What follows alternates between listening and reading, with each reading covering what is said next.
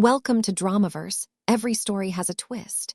Today, we bring you a powerful story about family, betrayal, hidden power, and a truth that was buried for 25 years. This story follows Evelyn Harrington, a 78-year-old woman who was underestimated by everyone around her. Her own daughter believed she was weak, but what they didn't know was the quiet woman they ignored was the person who built everything they had. Before we begin, tell us where you are watching from. Are you watching from the United States, Canada, the United Kingdom, Australia, or another country? Share your thoughts in the comments below. And if you enjoy emotional family drama stories with unexpected twists, don't forget to subscribe to Dramaverse and join us for more unforgettable stories. Now, let's begin. My daughter sold my house behind my back. She didn't know I owned her entire company. Chapter 1. The day my daughter betrayed me. My name is Evelyn Harrington. I am 78 years old. For most of my life, people called me many things: a mother, a wife, a businesswoman, a survivor. But there was one thing nobody ever called me: powerful. And perhaps that was my greatest advantage, because people only fear the power they can see. They never prepare for the power that stays hidden. The morning my daughter betrayed me began like any other morning.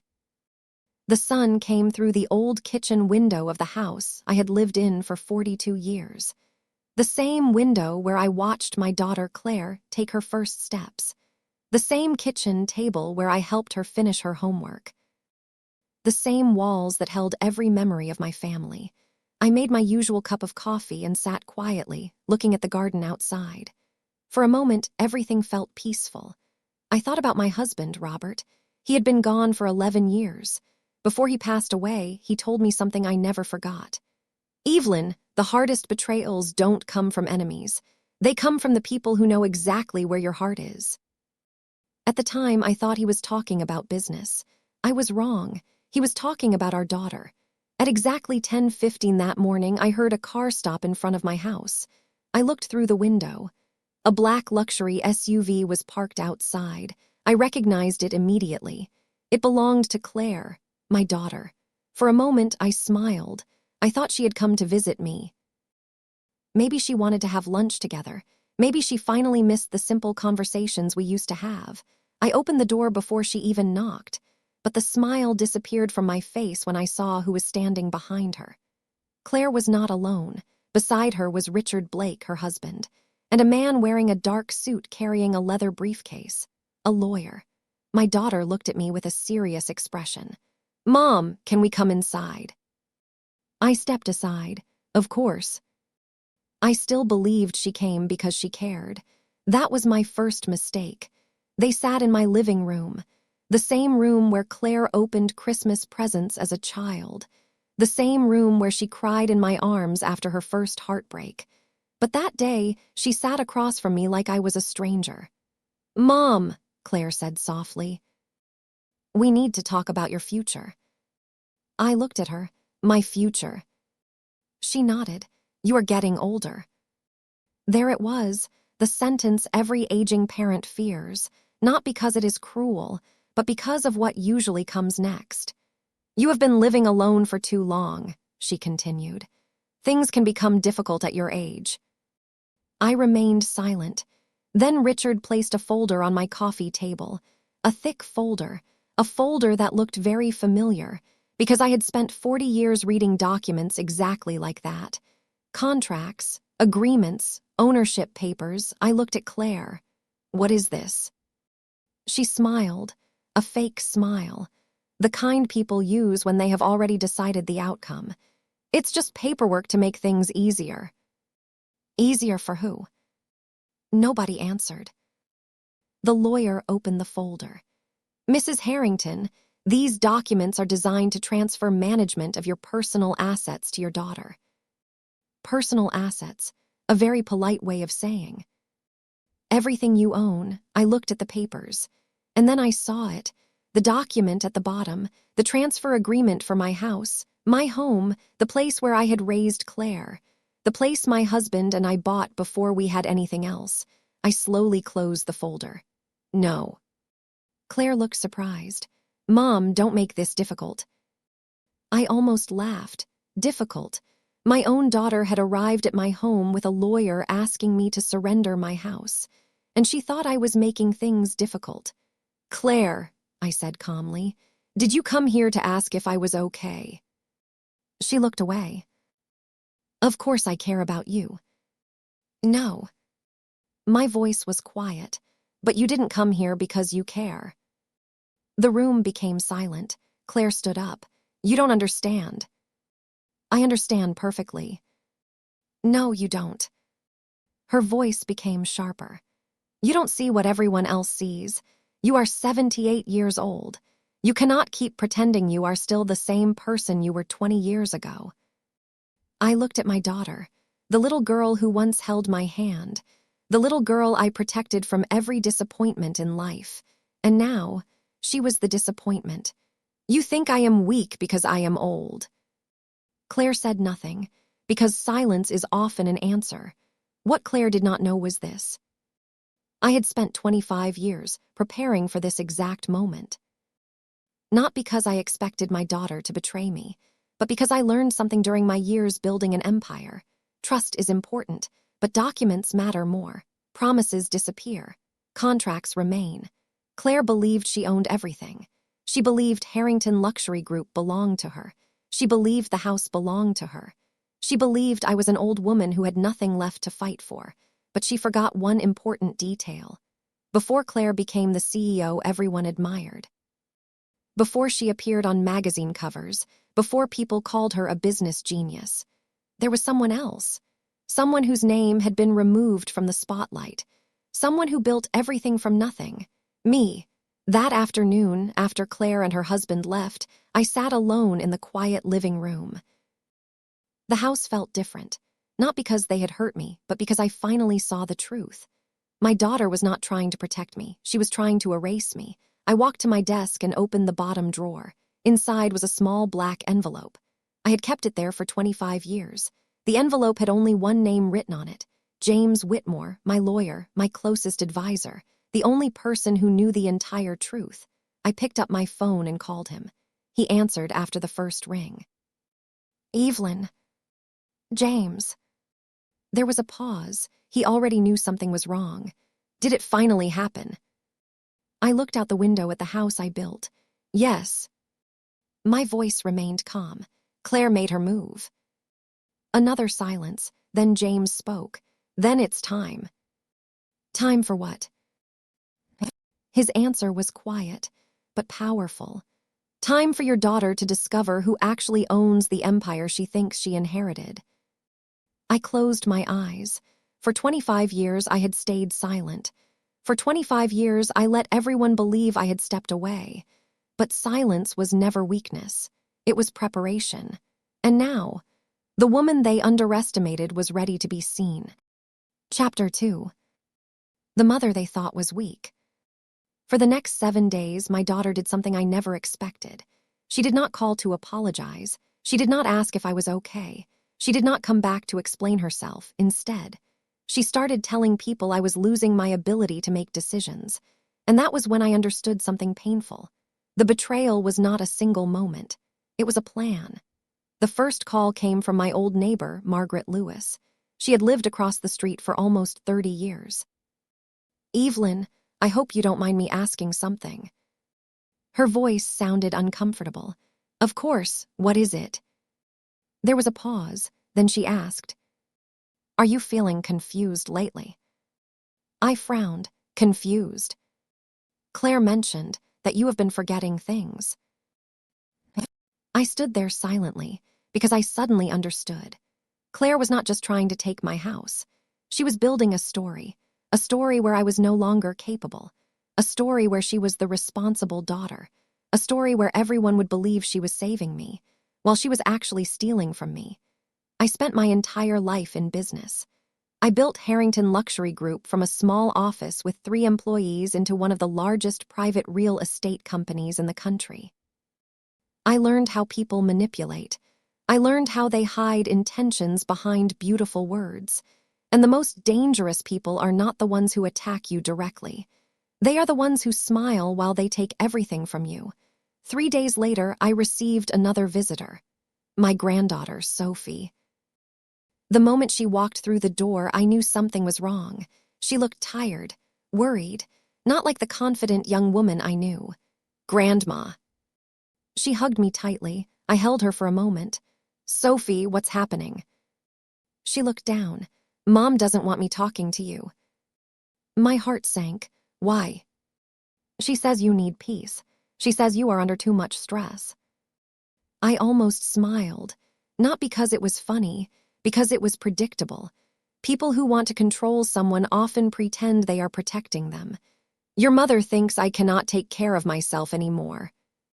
Sophie hesitated, then whispered. She says you don't understand how the world works anymore. I looked at my granddaughter. Do you believe that? Her eyes immediately filled with tears. No. That single word meant more to me than anything, because after losing my daughter's trust, I still had someone who saw me. That evening, I opened an old box from my bedroom closet. Inside were photographs, documents, memories from a life nobody knew anymore. There was a photograph of me standing outside the first office of Harrington Luxury Group. I was 38 years old. My hair was dark. My hands were covered in ink from signing contracts. I was exhausted, but I was proud. Behind me was a small sign. Harrington Developments. My first company, my first dream, my first battle. Back then, nobody believed in me. People told me, you are just a woman trying to enter a man's world. You will never compete with those companies. You should focus on being a mother.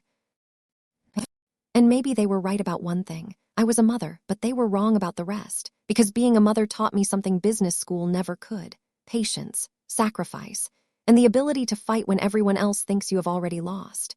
25 years ago, when Claire graduated from business school, I made a decision. I wanted her to have what I never had, a chance without obstacles. I invited her into the company. I taught her everything: negotiation, leadership, strategy. I gave her my name, I gave her my reputation, I gave her my trust, and eventually, I gave her control, but I never gave her ownership. That was the difference. A difference she forgot. The next morning, I received an email from the board of Harrington Luxury Group. It was a formal request. They wanted me to attend a meeting. The reason? Concerns regarding the founder's current mental capacity. I read the message twice. Then I laughed quietly, not because it hurt, because it confirmed everything. Claire was moving faster than I expected. She was trying to remove me before I could stop her. But she made one mistake. She thought I was reacting. I wasn't. I was watching. I called James Whitmore. He arrived at my house that afternoon. He placed his briefcase on the table. For the first time in many years, I saw the serious expression he used during major business negotiations. Evelyn, are you sure you want to do this? I looked at him. James, what do you mean? Once we reveal everything, there is no going back. I looked around my home. The home my daughter tried to take, the company I built, the legacy I protected. Then I answered. She already made her choice. James slowly opened his briefcase. Inside was a sealed document, an old document, one I had signed 25 years earlier. What is that? I asked. He looked at me. The agreement that proves Claire never owned Harrington Luxury Group. The room became silent. For 25 years, everyone believed Claire was the woman behind the empire. They praised her. They celebrated her. They called her a genius, but nobody knew the truth. Claire was standing on a foundation she never built, and now, she was trying to destroy the person who created it. Before James left, he stopped at the door. Evelyn, there is one more thing. What? He looked serious. Claire isn't doing this alone. My expression changed. What do you mean? James placed another folder on the table. Someone inside the company has been helping her. I opened the folder. The first page contained a name I never expected to see. Someone I trusted. Someone who had worked beside me for over 20 years. My hands became still, because suddenly this was no longer just a family betrayal. It was something much bigger, Someone was trying to steal my entire legacy, and they had been planning it for years. Chapter 3. The empire hidden behind my name. For 25 years, the world believed my daughter was the reason Harrington Luxury Group became successful. They saw her name on magazine covers. They watched her appear on business interviews. They listened as she talked about the company my family built. And every time she said those words, I stayed silent because I knew something Claire had forgotten. A person can inherit a title. A person can inherit a position. But they cannot inherit the years of sacrifice that created it. The morning after James showed me the folder, I sat in my old office. Most people thought this room was just a place where an old woman kept photographs and old papers. They had no idea. This was where everything started. Before the skyscrapers. Before the luxury properties, before the billions of dollars. There was only a small wooden desk, a second-hand computer, and a woman who refused to give up. Me. I opened the first drawer of my desk. Inside was an old notebook. The cover was worn. The pages had turned yellow, but every word was still there. My first business plan, written by hand, 40 years ago. At the top of the first page, I had written, "Build something that lasts longer than your own life." That sentence became my mission. I never wanted wealth just for myself. I wanted to create something my family could be proud of. Something that would protect them. Something that would give them opportunities. I never imagined the thing I built would become the reason they betrayed me. When I was 42 years old, I made my first major investment. A small abandoned building in downtown Chicago. Everyone told me it was a mistake. The area is worthless. You are wasting your money. You should sell before you lose everything. But I saw something they didn't. Potential. I saw a future where others saw a problem. I spent months negotiating. I worked 18-hour days. I studied every contract. I met every investor personally, and eventually, I transformed that forgotten building into a successful commercial property. That single decision became the beginning of Harrington Luxury Group. Years passed. One building became 5, 5 became 20, 20 became hundreds, but while the company grew, my family grew apart. My husband Robert always warned me. "Evelyn, success attracts two kinds of people." "What kinds?" "People who admire what you created." He paused. "And people who only want what they can take from it." At the time, I thought he was being too suspicious. I believed family was different. I believed love was stronger than greed. I was wrong. The first sign came after Robert passed away. Claire changed, not immediately. That would have been easier to see. Instead, it happened slowly. Small things. Questions about my decisions. Questions about my finances. Questions about why I still attended company meetings. "Mom, you don't need to worry about these things anymore." "Mom, let the younger generation handle the business." "Mom, you should enjoy retirement." Every sentence sounded caring. But behind every sentence was the same message. Step aside, disappear, give me everything. Eventually, I agreed to something that changed everything. I appointed Claire as CEO. The entire board celebrated. They believed I was finally passing the company to the next generation. The newspapers wrote, "Claire Harrington continues her mother's legacy." And that was true, at least at first, because Claire was not supposed to replace me. She was supposed to continue what I built, but there was something nobody knew. The CEO position was never ownership. The company structure was created by me. The shares, the voting rights, the final decisions, everything was protected, not because I didn't trust Claire, but because I understood something every successful person learns. Hope for the best. Prepare for the worst. James arrived at my house that evening carrying the original agreement. He placed it carefully on the table. "This is the document Claire forgot existed." I looked at the papers, the same papers I signed 25 years ago. "What exactly does it say?" James adjusted his glasses. "It says that Claire was granted operational control of Harrington Luxury Group." Operational control. I repeated the words, not ownership. James nodded. Exactly. He turned the page, and there is another clause. I looked at him. What clause? His expression became serious. The founder protection clause. I remembered that clause, the one I added after watching other family businesses collapse. The clause stated, if any executive attempted to remove, manipulate, or legally challenge the founder, control would immediately return to the original owner. Me, I sat back quietly. For 25 years, I never used that power, not once, because I wanted Claire to succeed. I wanted my daughter to believe she earned her place. But now, she had crossed a line. Then James showed me something else. A transaction record, a series of transfers, money moving between accounts. I studied the documents carefully. How long? James looked down. Almost 3 years. My heart became heavy. 3 years. My own daughter had been preparing against me for 3 years. Not days, not weeks, years. Who helped her? I asked. James opened the second folder. This person. He pushed it toward me. I looked at the name, and for the first time in many years, I felt something I rarely felt. Shock. Because the person helping Claire wasn't a stranger. It wasn't a competitor. It wasn't someone outside the company. It was someone who had sat at my dinner table. Someone who had called me family. Someone I trusted completely. I closed the folder. James. Yes. Do Claire and Richard know about the founder protection clause? He shook his head. No.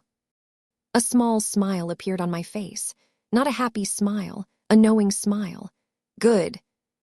James looked confused. Good. I stood up slowly.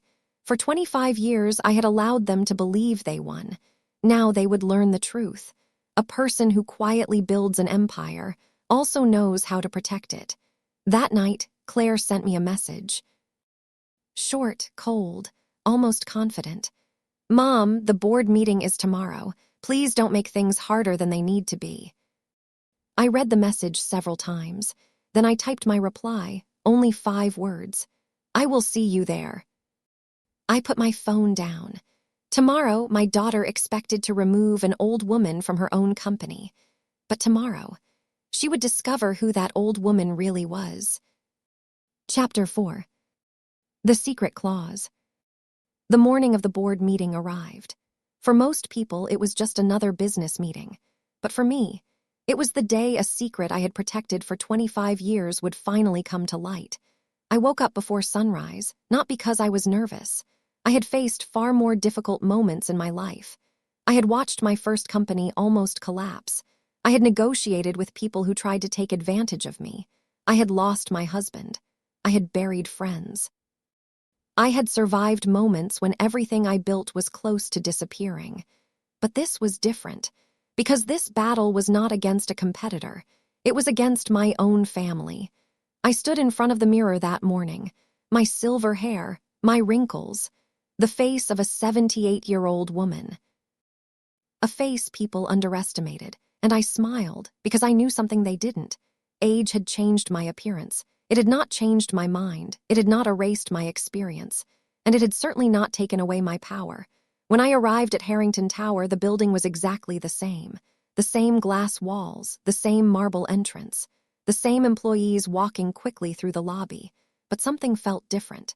People looked at me differently. Some smiled politely. Others looked away. Whispers followed me.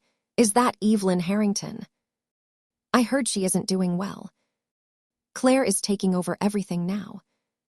I heard every word, but I kept walking. Because people often reveal their true thoughts when they believe you cannot fight back. The boardroom was already full when I entered. Claire sat at the end of the table, the position where I used to sit. Beside her was Richard.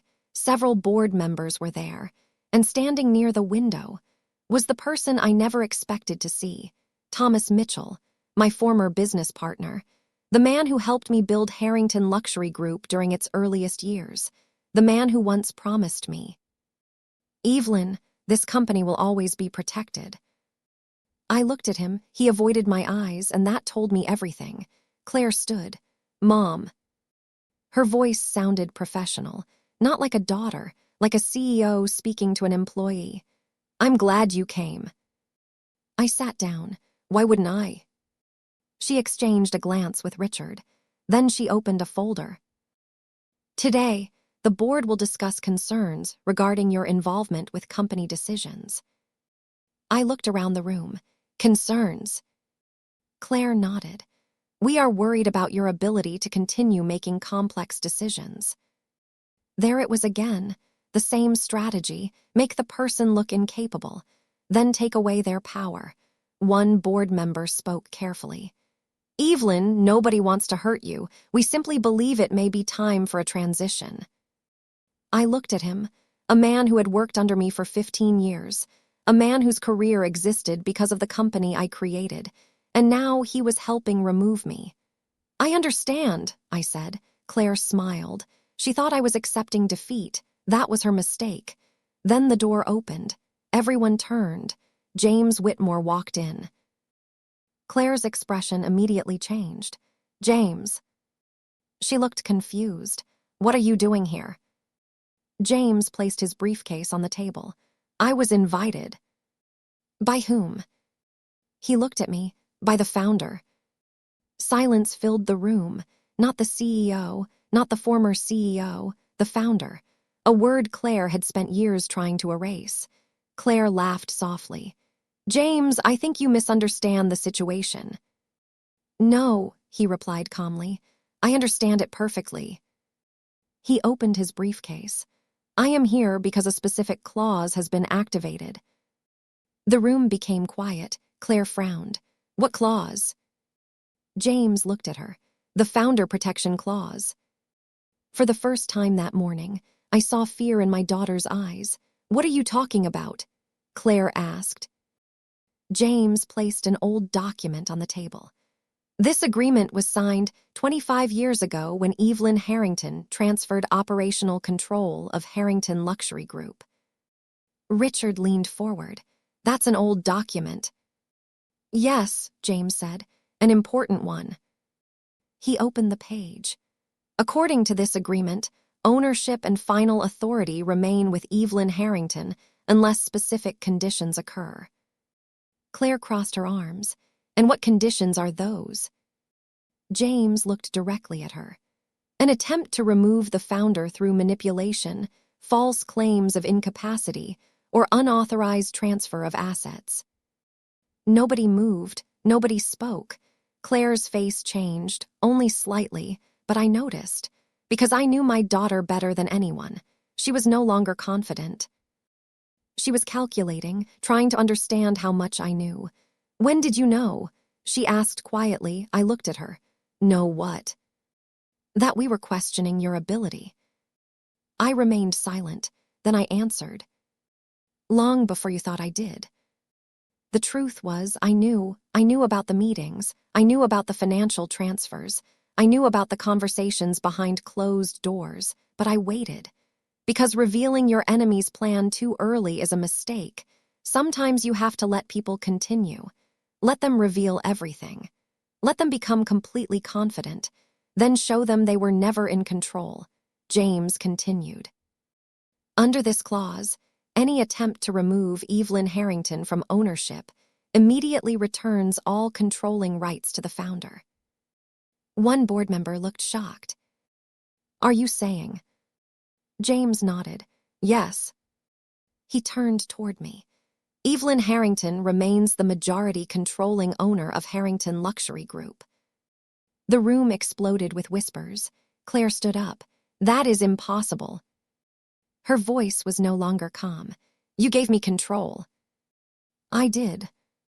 "You trusted me." "I did." "Then why?"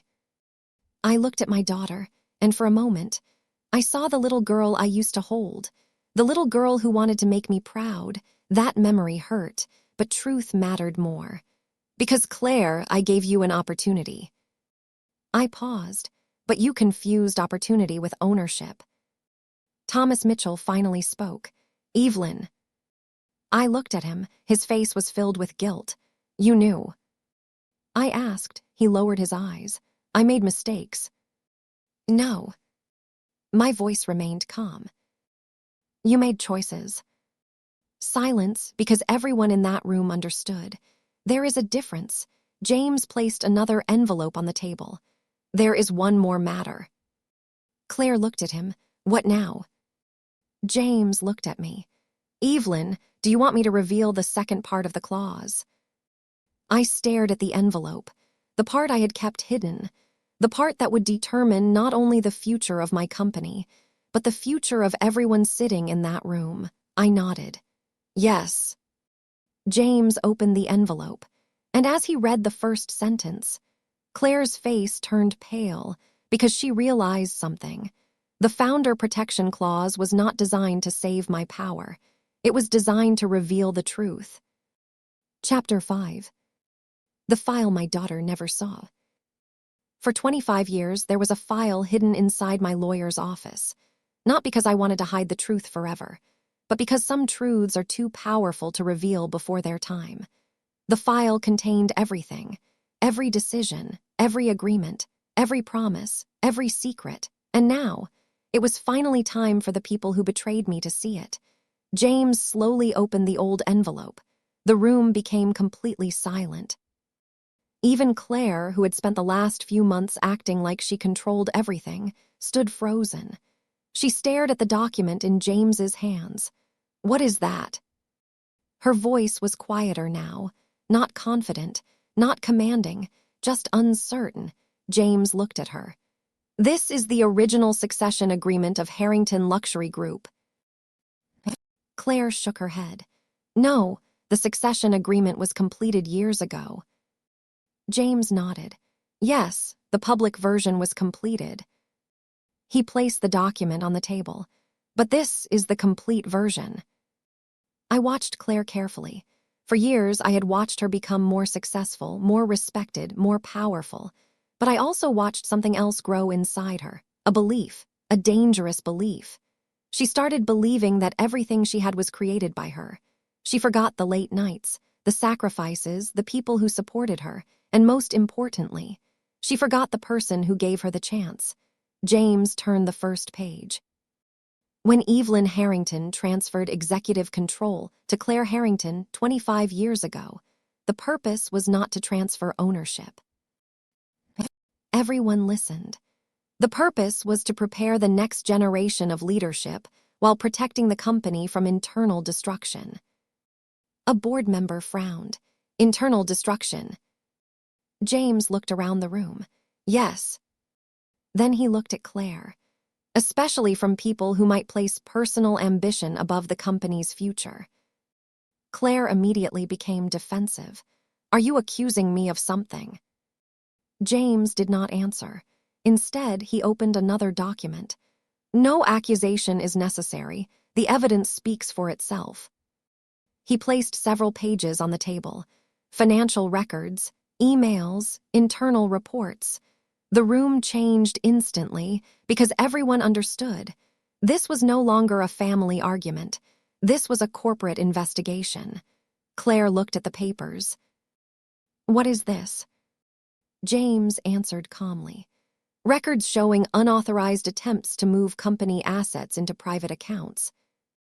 Richard's face changed. I noticed. A small reaction, but enough. Because I had spent decades reading people's expressions across negotiation tables. Fear has a language, and Richard was speaking it clearly. I turned toward my daughter. Claire.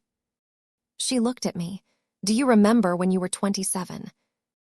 She said nothing. You came to me and told me you wanted to prove yourself. Her expression softened slightly. I remember. You told me you didn't want people saying you only succeeded because you were my daughter. Claire looked away. Because I wanted my own reputation. I nodded, and I respected that. I took a breath. That is why I gave you control. The room remained silent, because everyone knew what came next. I didn't stop you from making decisions. I didn't interfere with your leadership. I allowed you to build your own reputation. I looked directly at her. But somewhere along the way, you stopped trying to prove you deserved the company. A pause, and started trying to take it. Claire's eyes became cold. You think you are innocent." The room became quiet. I looked at her. "What do you mean?" "You think you were always perfect." There was anger in her voice now. "I spent my entire life living under your shadow." That sentence surprised me, not because she said it, because I realized she truly believed it. "I was never trying to compete with you, Claire." "Of course you weren't." She laughed bitterly. Everyone knew who Evelyn Harrington was. She pointed toward the window. "Your name built this company. Your story inspired people. Your face was everywhere." Her voice cracked slightly. "But what about me? What about the daughter who had to constantly prove she was more than just your child?"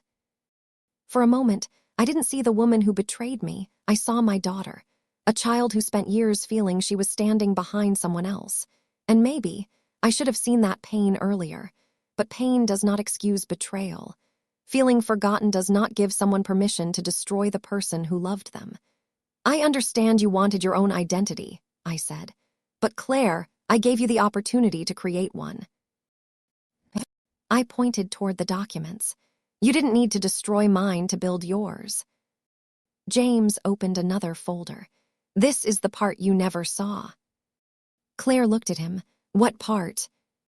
"The original ownership structure." He removed a single page. "This company was never built only for profit." He looked at me. "Evelyn created a foundation." I nodded. "A foundation?" One board member asked. James explained. 20% of company profits were always reserved for charitable projects, employee support programs, and community development. Claire looked confused. "I never saw that." "Exactly," James replied, "because you never looked beyond the financial reports." That was the truth. Claire saw numbers, revenue, growth, stock value, market position. But she never saw the people behind those numbers, the employees who stayed with us for decades, the families helped by our foundation, the communities rebuilt because we invested in them. She inherited an empire, but she forgot the responsibility that came with it. Then James placed one final document on the table. "This is the document that changes everything." Claire stared at it. "What is it?" James looked at me. "Evelyn's final decision regarding succession." My daughter slowly reached toward the paper, but before she touched it, James stopped her. "Be careful." She looked confused. "Why?" His answer was simple. "Because after this document is read, the future of Harrington Luxury Group will no longer belong to you." Nobody spoke. Claire looked at me, for the first time. She looked afraid, not of losing money, not of losing power, but of losing the one thing she always assumed would be hers, my legacy. James opened the document, and he began reading the first sentence. "When the founder determines that the next generation has failed to protect the values of the company." He stopped. Everyone waited. Then he continued. "Control shall be transferred to the person chosen by Evelyn Harrington." Claire stood completely still. "Person chosen?" James nodded. "Yes." Her voice became a whisper. "Who?" I looked across the table, at my daughter, at the people who betrayed me, and then I said the words nobody expected. "The person who was always loyal to this family." Everyone turned, including Claire, because the person I chose was not someone from the board, not someone from the company, not someone powerful. It was someone she had completely ignored. Chapter 6. The truth comes out. For 25 years, I protected my daughter's reputation. I defended her when people doubted her. I corrected people when they said she only succeeded because she was my daughter. I told the world that Claire Harrington was a talented leader, and I meant it, because a mother's love does not disappear when a child makes mistakes. But there comes a moment when protecting someone else means destroying yourself, and I had reached that moment.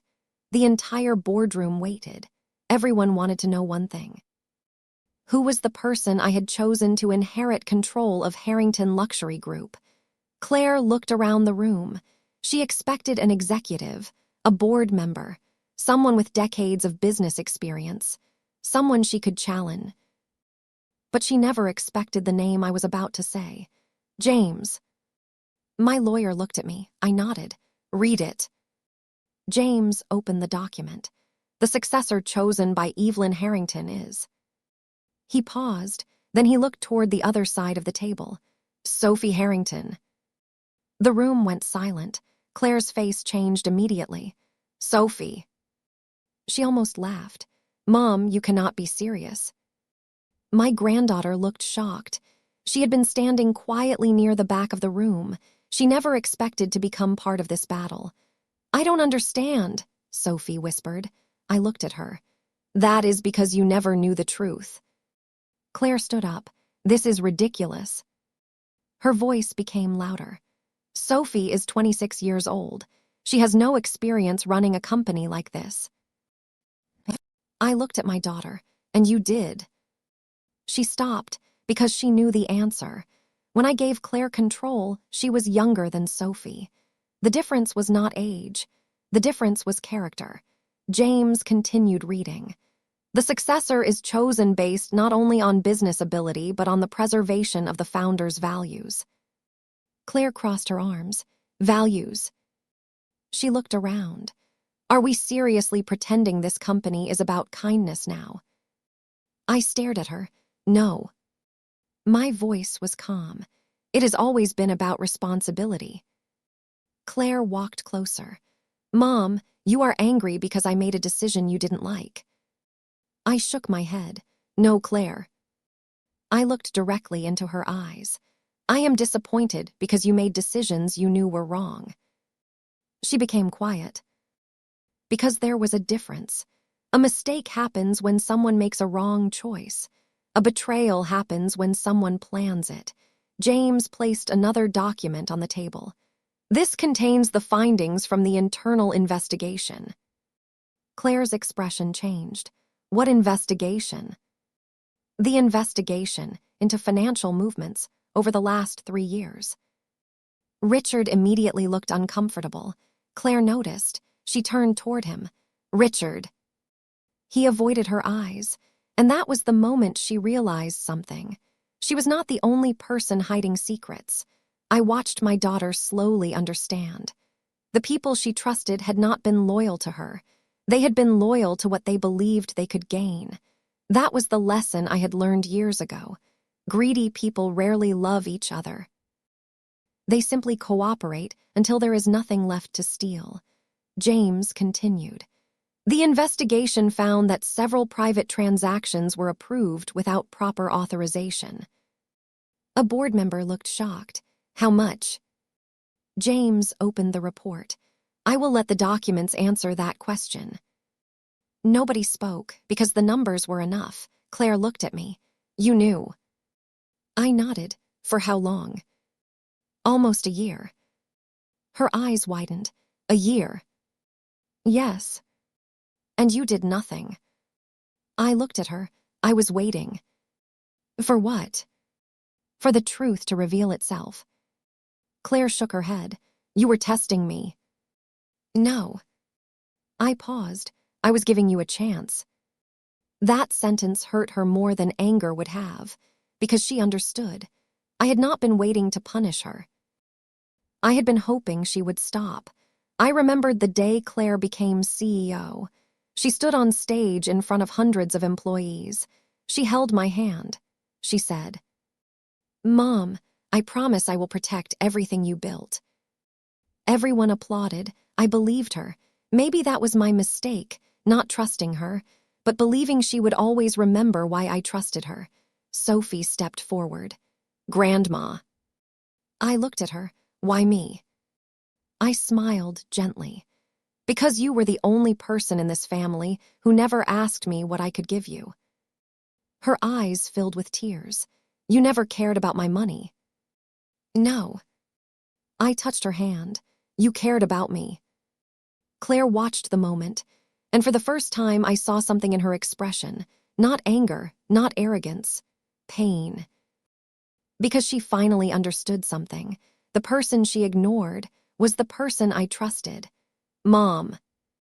Her voice became softer. "Did you really think I was that bad?" The question surprised me, because behind the powerful CEO, behind the woman who tried to take everything from me, was still my daughter. I answered honestly. "No." A tear appeared in her eyes. "I thought you were better." The room became quiet. No one moved, because sometimes the hardest words are not insults. They are disappointment. James closed the file. The board must now decide whether Claire Harrington remains CEO during this transition period. Everyone looked at me. They expected revenge. They expected anger. They expected me to destroy my daughter. But they didn't understand me. I did not spend my life building an empire because I wanted power. I built it because I wanted to create something meaningful. "I have one condition," I said. The board waited. "Claire will not be removed immediately." Everyone looked surprised, even Claire. "But she will step away from all financial decisions until the investigation is complete." James nodded. "Understood." Claire looked at me. "Why?" I knew what she was asking. Why was I showing mercy? Why wasn't I destroying her? I answered. "Because I am your mother." I paused. "But being your mother does not mean allowing you to destroy everything." That evening, after everyone left, Sophie stayed behind. She sat beside me in the empty boardroom. "Grandma, are you okay?" I looked through the glass window at the city below. The same city where I started with nothing. The same city where I built everything. "I lost something today." Sophie looked worried. "What?" I smiled sadly. The daughter I thought I knew. But what I didn't know was that Claire was not finished, because while the truth had been revealed inside the boardroom, another secret was waiting outside, a secret involving my past, a secret even James did not know. And when that secret came out, everyone would discover that Harrington Luxury Group was not the only thing I had built. Chapter 7. The betrayal comes back. I thought the hardest moment of my life was discovering my daughter had betrayed me. I was wrong. The hardest moment was realizing that the betrayal had started long before I knew, and the people closest to me had been watching it happen. For several days after the board meeting, Harrington Luxury Group became the center of attention. News outlets began asking questions. Employees started whispering. Investors wanted answers. But inside the company, something unexpected happened. People began coming forward. People who had stayed silent for years. People who were afraid of losing their jobs. They finally felt safe enough to tell the truth. The first person who came to my office was Sarah Mitchell. She had worked at Harrington Luxury Group for 22 years. She started as a receptionist. Then she became one of our most trusted financial managers. When she entered my office, her eyes were filled with regret. "Evelyn." I looked at her. "Sarah." She sat down slowly. "I should have told you sooner." I already knew what she meant. About Claire. She nodded. Sarah took a deep breath. 3 years ago, Claire started changing. I listened quietly. At first, it was small things. She moved certain departments. She replaced old employees with people loyal to her. She looked down. People who questioned her decisions disappeared. I felt a heaviness in my chest, not because I was surprised, because I was disappointed. "Why didn't you tell me?" Sarah's eyes filled with tears. "Because I was afraid." I nodded. Fear is powerful. It makes good people stay silent. It makes people watch things they know are wrong. And sometimes, silence becomes part of the betrayal. Sarah placed a small envelope on my desk. I kept copies. I looked at the envelope. Copies of what? Emails, internal messages, financial instructions. She hesitated. Things Claire never wanted anyone to see. I opened the envelope. Inside were printed emails, messages between Claire and Richard. But there was something else. A name appeared repeatedly. Thomas Mitchell, my former business partner. The man who sat in the boardroom pretending he was innocent. I looked at Sarah. How long was Thomas involved? She answered quietly. Almost from the beginning. The room felt colder. Beginning of what? Sarah looked at the documents. The plan to take control. For years, I believed Thomas was family. When I started my first company, he was one of the few people who believed in me when banks refused to give me loans. He helped me find investors when competitors attacked my reputation.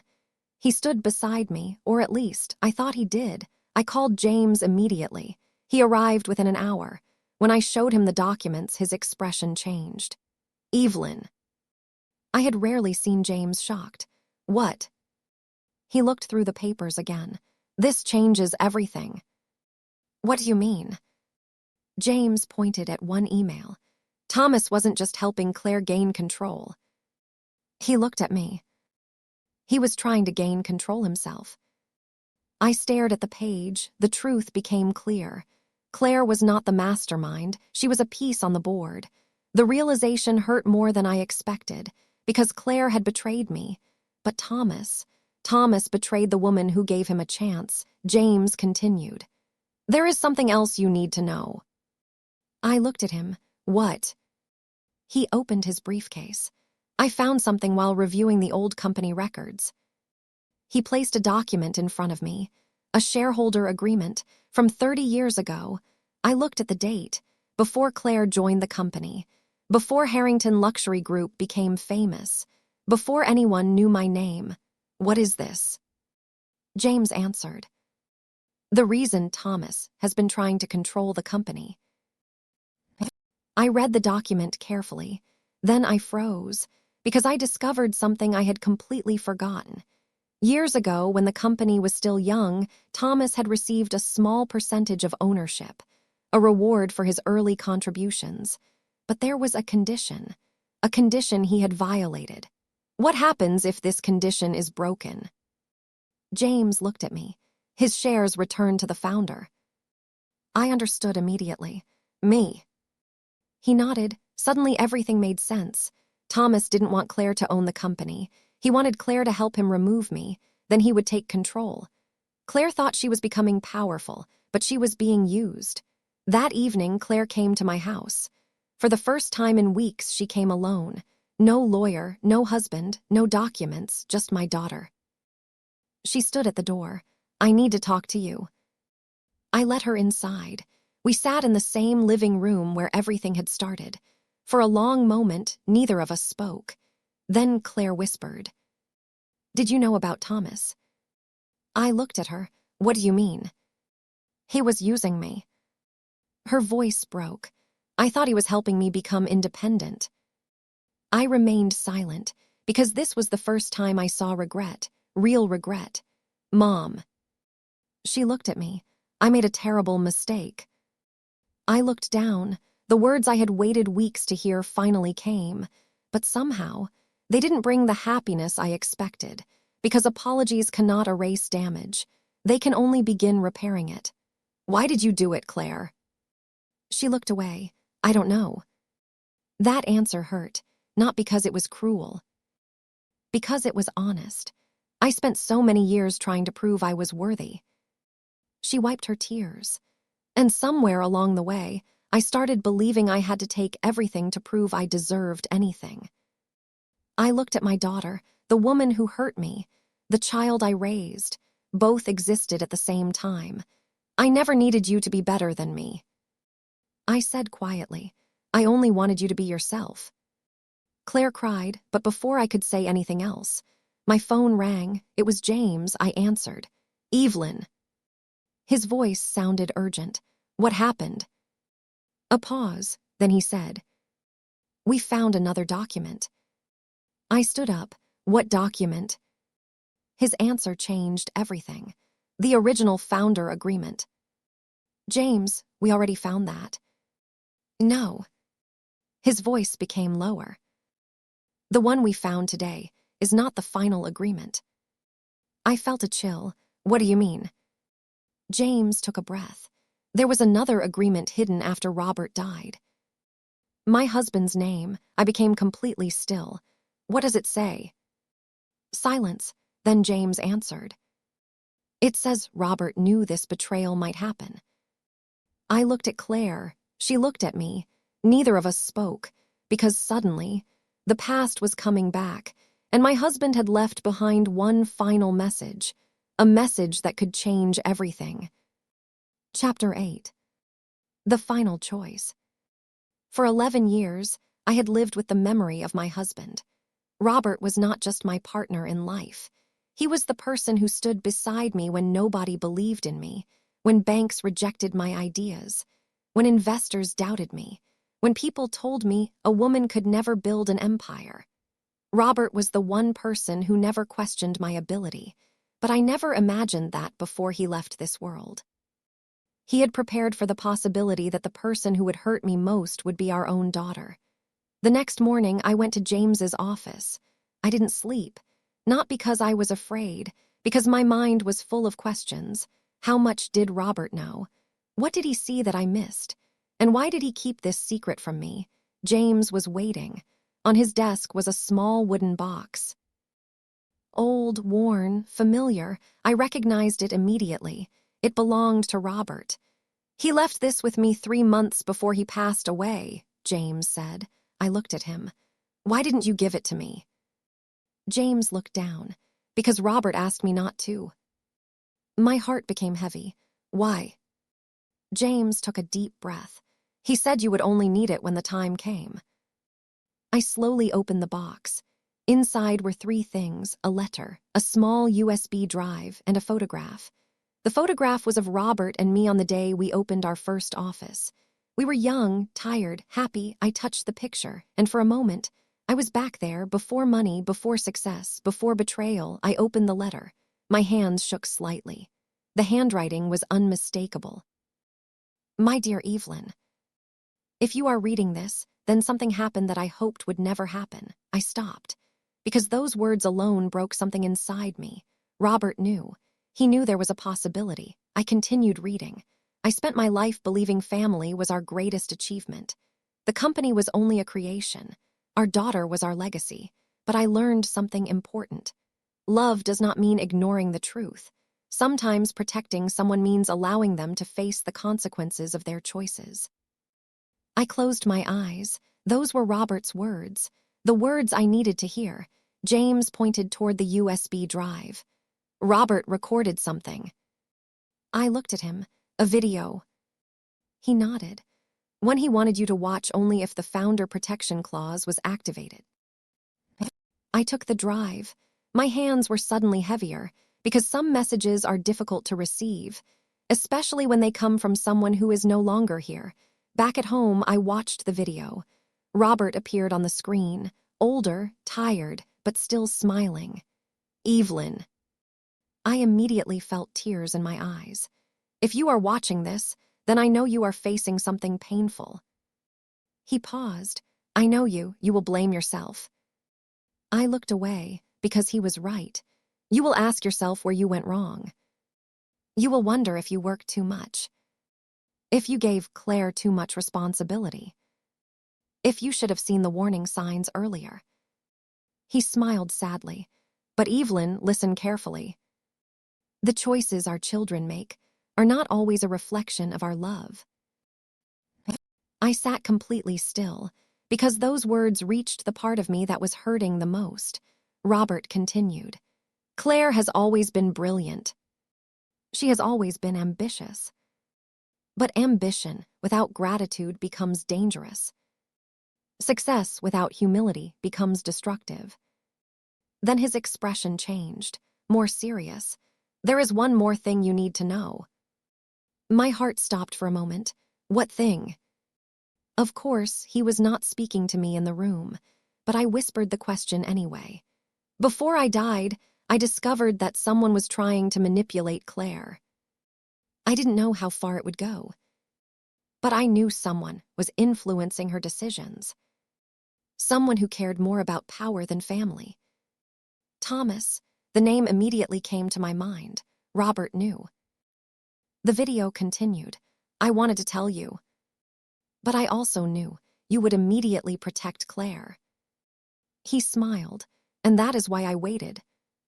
Because sometimes the person we love must choose their own path. The video ended. The room became silent. I sat there for a long time, thinking about everything: my daughter, my company, my legacy, my choices. That evening, Claire came back. She looked different. Not like a CEO, not like someone fighting for power, just like my daughter. "I watched the video," she said. I looked at her. "James sent it to me." I nodded. She sat across from me. I didn't know Dad knew. Neither did I. Claire looked down. "Mom." Her voice cracked. "I don't know if I deserve forgiveness." I remained silent, because forgiveness is complicated. Some people think forgiveness means pretending nothing happened. It doesn't. Forgiveness means releasing yourself from the anger that controls you, but it does not erase accountability. "I forgive you." Claire looked up, her eyes filled with tears. "But..." She already knew. There is a but. "Yes." I took a breath. Forgiveness does not mean everything goes back to the way it was. She nodded slowly. "I understand." For the first time in months, she actually sounded like she did. The next week, the board meeting was held again. This time, Claire walked into the room differently. No confidence, no arrogance, no belief that she owned everything. She stood before the board. "I made decisions that damaged the company." She looked at the employees. "I hurt people who trusted me." She paused, "And I betrayed the person who gave me everything." Nobody spoke, because admitting the truth in public requires more courage than hiding a lie. She stepped down as CEO. The board accepted her resignation, but I did not remove her completely. Instead, I gave her one opportunity, not as an executive, not as an heir, but as someone who needed to rebuild herself. Sophie became the new chairperson under my guidance, not because she was perfect, because she understood the most important thing. Power is not about controlling people. Power is about protecting what matters. Months later, I visited the company headquarters, the same building where my daughter once tried to remove me. But this time, something felt different. The employees smiled. The atmosphere changed. The company felt alive again. As I stood by the window overlooking the city, Sophie joined me. "Grandma." "Yes." "Do you regret giving Mom a second chance?" I looked at the city, then I smiled. "No." A pause, but I regret waiting so long to tell her the truth. Because the greatest lesson I learned was not about business. It was about family. Sometimes people hurt us because they are lost. Sometimes they need consequences before they find their way back. And sometimes, the strongest thing we can do is not destroy them. It is give them the chance to become better. But my story was not over, because after everything that happened, I discovered one final secret, a secret Robert had hidden from everyone, even me. And it would change the way I saw my entire legacy. Chapter 9. The Legacy of Evelyn Harrington. For most of my life, I believed legacy was something you built, a company, a fortune, a name that people remembered long after you were gone. But after everything that happened, I learned something different. A true legacy is not what you leave behind. It is what continues because of the values you leave behind. 6 months had passed since the day everything changed. Harrington Luxury Group was no longer the same company, not because we had lost money, not because we changed our strategy, but because we changed our purpose. For years, the company had been measured by numbers, revenue, growth, market value, but now, we measured success differently, by the people we helped, by the lives we improved, by the trust we rebuilt. Every Monday morning, I visited the headquarters. Some employees were surprised. They expected me to disappear after transferring leadership. They expected me to retire quietly. But I never believed retirement meant becoming invisible. Age does not erase experience. It does not erase wisdom, and it certainly does not erase purpose. One morning, I walked into the main lobby. A young employee approached me. "Mrs. Harrington." I smiled. "Yes." "My name is Daniel." He looked nervous. "I just wanted to say thank you." I was confused. "For what?" He smiled. My mother worked here for 15 years. She told me that when this company started, you personally helped employees who were struggling. I listened quietly. She said you remembered everyone's name. I smiled. That was a long time ago. He shook his head. No, she said that is what made this company different. That moment reminded me of something important. I spent years building buildings, but the thing people remembered was how I treated them. A few weeks later, Sophie asked me to attend a special meeting. She had something she wanted to show me. When I arrived, I saw dozens of employees gathered together. On the screen behind them was a new announcement: the Evelyn Harrington Legacy Foundation. I looked at Sophie. What is this? She smiled.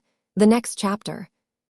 The foundation was created to support young entrepreneurs, women starting businesses, employees facing financial hardship, communities needing development.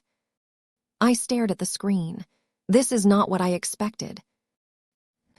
Sophie smiled. I know. What did you expect? She laughed softly. I expected you to leave us instructions about money. I smiled. And you left us instructions about people. That was when I realized something. The company I built was never really about buildings. It was never about wealth. It was never about proving people wrong. It was about creating something meaningful. Later that afternoon, Claire came to see me. She had changed, not completely. People do not transform overnight, but she was different. She no longer walked into a room expecting everyone to follow her. She listened. She apologized. She worked. And most importantly, she accepted responsibility. Mom. She sat beside me. I want to ask you something. What is it? Do you think I will ever be able to fix what I did? I looked at my daughter, the same daughter who once tried to take everything from me, the same daughter who is now trying to rebuild herself. I don't know. She looked surprised. You don't know? No. I smiled gently. Because fixing something is not about proving to other people that you changed. It is about becoming someone you can respect. Claire looked down. I spent so much time trying to become you. I shook my head. That was never what I wanted. She looked at me. What did you want? I answered. I wanted you to become yourself. For years, Claire thought my shadow was blocking her, but the truth was, I was never standing in front of her. I was standing behind her, supporting her, waiting for her to understand that she didn't need to destroy my light to create her own. 1 year after the betrayal began, I returned to the old house. The house Claire tried to take from me. The house where this entire chapter of my life began. I walked through every room. The kitchen, the living room, the small corner where I used to read with Claire as a child. So many memories, some painful, some beautiful, but all of them were mine. I stood near the window looking at the garden. And I thought about the woman I used to be, a young woman with a dream, a mother trying to protect her family, a businesswoman fighting against people who doubted her. I thought about everything I survived and everything I learned. People often believe power comes from money, from titles, from influence. But they are wrong. Real power comes from knowing who you are, from standing firm when people try to make you feel small, from staying kind when others choose cruelty, from having the strength to forgive without forgetting. My daughter once thought I was powerless because I was old. She saw my gray hair, my quiet life, my decision to step away from the spotlight, and she made the same mistake many people make. She confused silence with weakness. She confused kindness with surrender. She confused age with helplessness. But the truth was simple. I was never powerless. I was patient. I was watching. I was waiting. And when the moment came, I remembered who I was. Today, when people ask me about my greatest achievement, they expect me to mention Harrington Luxury Group, the billions of dollars, the buildings, the success, but they are wrong. My greatest achievement is knowing that after everything, my family still had a chance to heal, because money can build an empire, but love builds a legacy. My name is Evelyn Harrington. I am 78 years old, and this is what I know now. Never underestimate someone because of their age. Never mistake kindness for weakness. And never assume you know the full story of a person sitting quietly in the corner. Because sometimes, the person everyone ignores is the person who built everything they have.